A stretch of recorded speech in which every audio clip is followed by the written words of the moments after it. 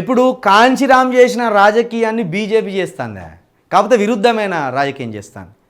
కాంచీరామ్ గారేమో ప్రతి తరంలో ఒకడు జాతి కోసం, అంటే ఈ 85% పేదల కోసం వెళ్ళాలి అన్నారు, కానీ వెళుతలేరు మన దాంట్లోకి వెళ్ళి.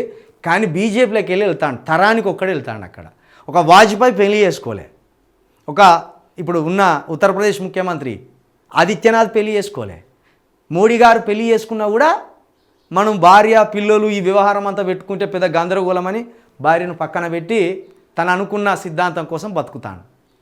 బీజేపీలో నుండి ప్రతి తరంలో ఒకళ్ళు వస్తాను కాబట్టి ఆ పార్టీకి అంతం ఉండదు. ఇక ఆ పార్టీకి అంతం ఉండదు. ఆ పార్టీ అంతం కావాలంటే ఈ 80% ఉన్న కూలి జనం నుండి 80% ఉన్న పేద వర్గాల నుండి తరానికి 2-3 ఈ దేశం కోసం త్యాగం చేయాలి. అప్పుడు కానీ బీజేపీని కొట్టగలం, బీజేపీని మనము నిలువరించగలం. కాబట్టి బీజేపీని నిలువరించాలంటే, కాంగ్రెస్ని నిలువరించాలంటే ఎస్సీ బీసీ ఎస్టీలో ఉన్న పేదలు ముఖ్యంగా, మళ్ళీ ఇల్లు ఒక ధనిక వర్గం ఉన్నదో బలిసింది, ఆ బలిసిన వర్గం ఈ పేదలతో రాదు. కాబట్టి ఏం చేయాలి? ఈ పేద వర్గం రెడ్డిల్లో, వెలుమల్లో, బ్రాహ్మణుల్లో, కౌంటర్లో ఉన్న పేదలను కలుపుకోవాలి మనం. ఎందుకంటే ఆయన ఆకలి మన ఆకలి ఒక్కటే ఉంటుంది. ఆయనకు తిండి దొరకదు, ఆయనకు అధికారం దొరకదు, మనకు తిండి దొరకదు, మనకు అధికారం దొరకదు. కాబట్టి ఆ పేదల్ని ఈ పేదలను అందరినీ పోగేసి రాజకీయ యుద్ధం చేస్తే ఒక్క దెబ్బతోటి మనం అధికారం చేజిక్కించుకుంటాం. అట్లుండాలి రాజకీయం. ఆది జాంబవంతుడే సామ్రాట్ अशोक का दूसरा नाम अंबेडकर का दूसरा नाम कांशीराम की दूसरा नाम విశారదన్ మహారాజ్ గారు.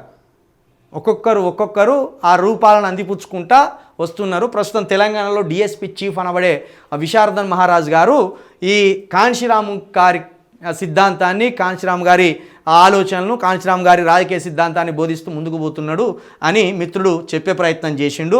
సరే, మనము అధికారం తీసుకొచ్చి అధికారం సాధించి చూపిస్తే తప్పించి కాంశీరామ్ ప్లేస్ని రిప్లేస్ చేయలేదని చెప్పాలి. బోధన మస్తు మంది చెప్తాను, కానీ బోధన ఇంపార్టెంట్ కాదు. అధికారాన్ని సాధించి చూపెడితే మనం సక్సెస్ అయినట్టు. అప్పుడు మనం కాంశీరామ్ వారసులం అనిపించుకుంటాం. అప్పుడు కాంశీరామ్ గారి రూపాన్ని మనం రీప్లేస్ చేసినట్టు.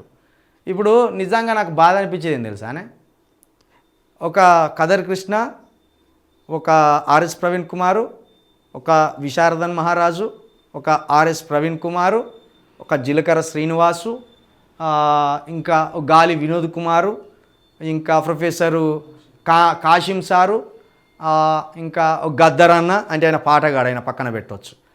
వీళ్ళంతా కూడా అణగారిన వర్గాలకు సంబంధించిన లీడర్లు.